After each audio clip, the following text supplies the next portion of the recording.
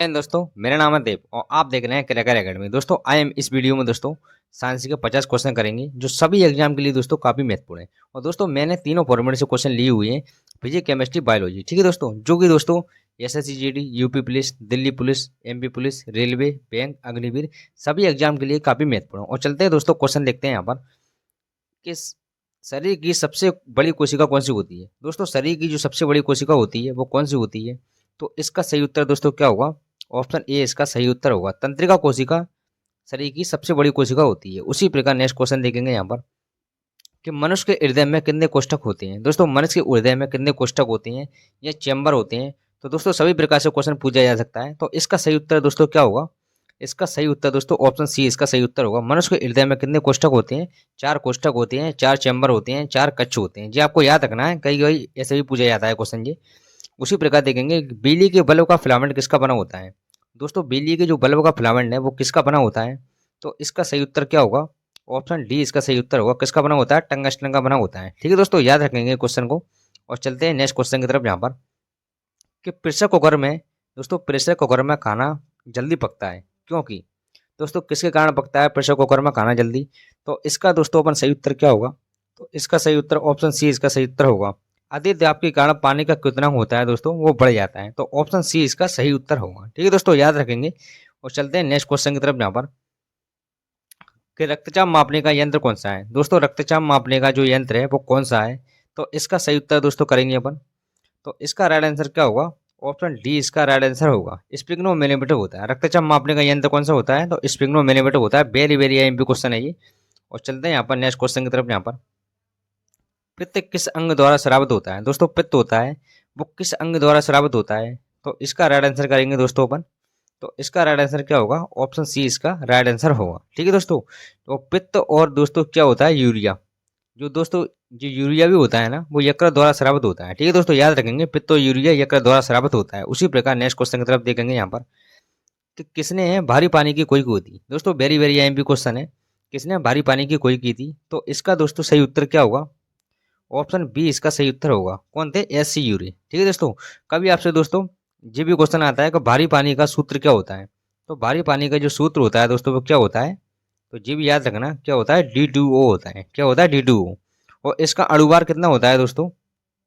तो जिसका अणुभार होता है वो कितना होता है? 20 होता है। ठीक है दोस्तों, ये याद रखना कि देखो भारी पानी की खोज किसने की थी? एस सी यूरो ने की थी। इसका सूत्र क्या होता है? D2O होता है। इसका अणुभार कितना होता है? 20 होता है। ये तीनों क्वेश्चन याद रखना है, वेरी वेरी आईएमपी क्वेश्चन है। और चलते हैं नेक्स्ट क्वेश्चन की तरफ यहाँ पर कि कौन सी गैस है वो ग्लोबल वार्मिंग के लिए उत्तरदायी है। दोस्तों, वेरी वेरी आईएमपी क्वेश्चन है, कई बार एग्जाम में ये रिपीटेड होता है। कौन सी गैस ग्लोबल वार्मिंग के लिए उत्तरदायी होती है? तो इसका सही उत्तर क्या होगा? ऑप्शन सी इसका राइट आंसर होगा। ठीक है दोस्तों, क्या है? कार्बन डाइऑक्साइड और मीथेन ग्लोबल वार्मिंग के लिए उत्तरदायी होती है। उसी प्रकार नेक्स्ट क्वेश्चन देखेंगे यहाँ पर लेंस है किससे बनता है। दोस्तों, जो लेंस होता है वो किससे बनता है?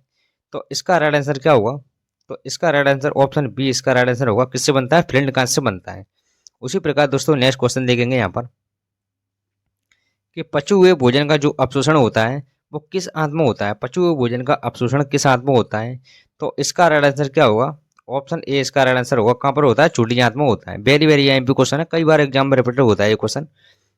और चलते हैं यहाँ पर नेक्स्ट क्वेश्चन कि कौन सा विटामिन है वो रक्त का थक्का बनाने में मदद करता है। दोस्तों, वेरी वेरी एमपी क्वेश्चन, कौन सा विटामिन रक्त का थक्का बनाने में मदद करता है? तो इसका राइट आंसर क्या होगा?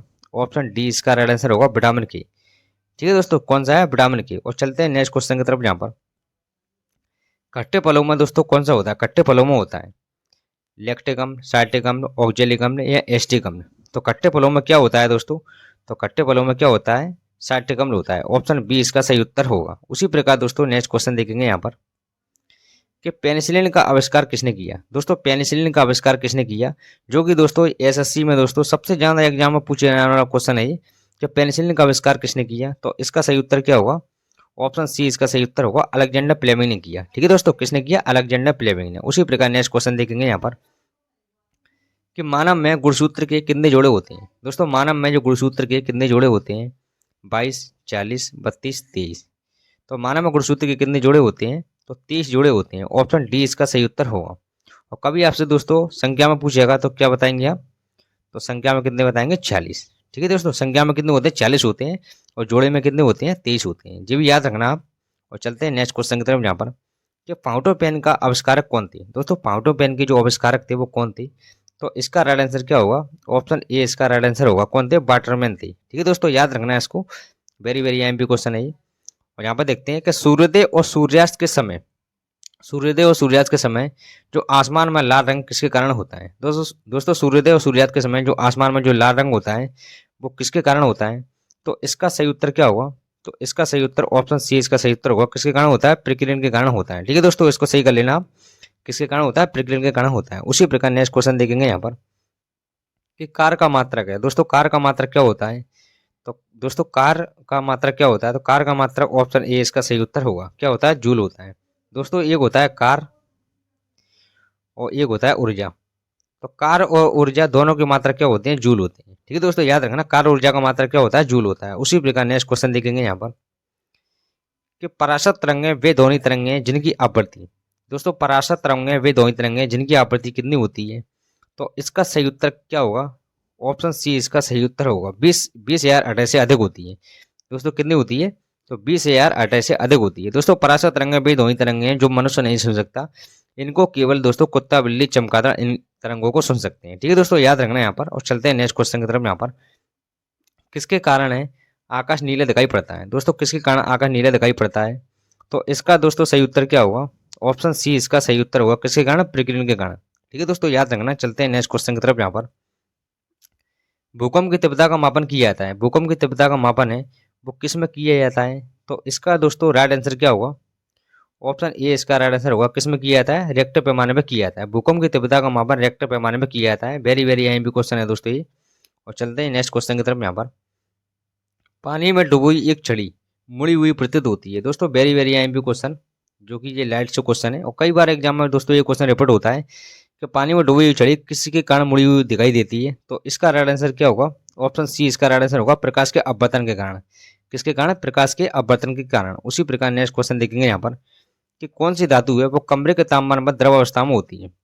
कौन सी धातु कमरे के तापमान पर द्रव अवस्था में होती है, तो इसका राइट आंसर क्या होगा, ऑप्शन सी इसका राइट आंसर होगा। दोस्तों अगर धातु की बात करेगा तो कौन सी धातु कमरे के तापमान द्रव अवस्था में होती है, तो वो कौन सी होती है, पारा।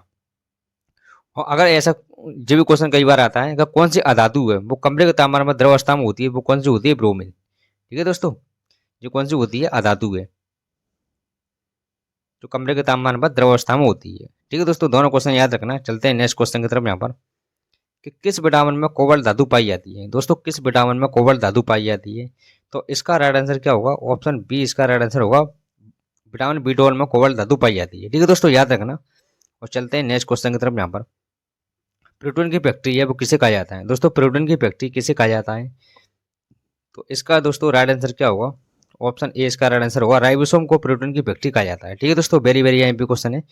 और चलते हैं नेक्स्ट क्वेश्चन की तरफ। यहाँ पर किसमें धोनी की चाल सबसे तेज होगी। दोस्तों वेरी वेरी एमपी क्वेश्चन, किसमें धोनी की चाल सबसे तेज होगी, तो इसका सही उत्तर क्या होगा दोस्तों, ऑप्शन सी इसका सही उत्तर होगा। दोस्तों ये 50 क्वेश्चन में दोस्तों आपको जरूर बताना है कि 50 क्वेश्चन में से आपके कितने क्वेश्चन सही हुए मुझे दोस्तों। ठीक है दोस्तों, और दोस्तों एक लाइक दोस्तों, अगर आप जहाँ तक वीडियो देख लिए दोस्तों तो एक लाइक दोस्तों आप जरूर करना। और चलते हैं दोस्तों नेक्स्ट क्वेश्चन की तरफ। यहाँ पर किस ग्रंथि को मास्टर ग्रंथि कहा जाता है। दोस्तों किस ग्रंथि को मास्टर ग्रंथि कहा जाता है, तो इसका राइट आंसर क्या होगा, ऑप्शन सी इसका राइट आंसर होगा। किसको कहा जाता है, पीयूष ग्रंथि को मास्टर ग्रंथि कहा जाता है। उसी प्रकार नेक्स्ट क्वेश्चन देखेंगे यहाँ पर कि बच्चों का लिंग निर्धारण किसके गुणसूत्र से होता है। दोस्तों बच्चों का जो लिंग निर्धारण है वो किसके गुणसूत्र से होता है, पिता के, माता पिता दोनों के, या माता के, या किसी के द्वारा नहीं। तो दोस्तों बच्चों का लिंग निर्धारण है वो पिता के गुणसूत्र से होता है। ऑप्शन ए इसका सही उत्तर होगा। ठीक है दोस्तों, याद रखना। और चलते हैं नेक्स्ट क्वेश्चन की तरफ। यहाँ पर रेफ्रिजरेटर में शीतलक के रूप में प्रयुक्त गैस है। दोस्तों जो हमारे घरों में फ्रिज होते हैं उन फ्रिजों में दोस्तों कौन सी गैस भरी होती है, इसमें जे पूछा जा रहा है। तो इसका दोस्तों राइट आंसर क्या होगा, ऑप्शन ए इसका राइट आंसर होगा। कौन सी होती है, वो फ्रियोन टोल गैस भरी होती है हमारे घरों के फ्रिजों में।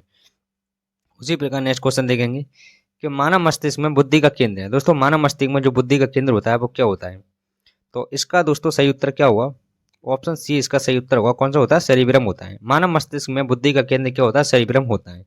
उसी प्रकार नेक्स्ट क्वेश्चन देखेंगे यहाँ पर प्रोटीन का पाचन है कहाँ से प्रारंभ होता है। दोस्तों प्रोटीन का पाचन कहाँ से प्रारंभ होता है, तो इसका राइट आंसर क्या होगा, ऑप्शन बी इसका राइट आंसर होगा। ठीक है दोस्तों, कहाँ से होता है, उदर से होता है।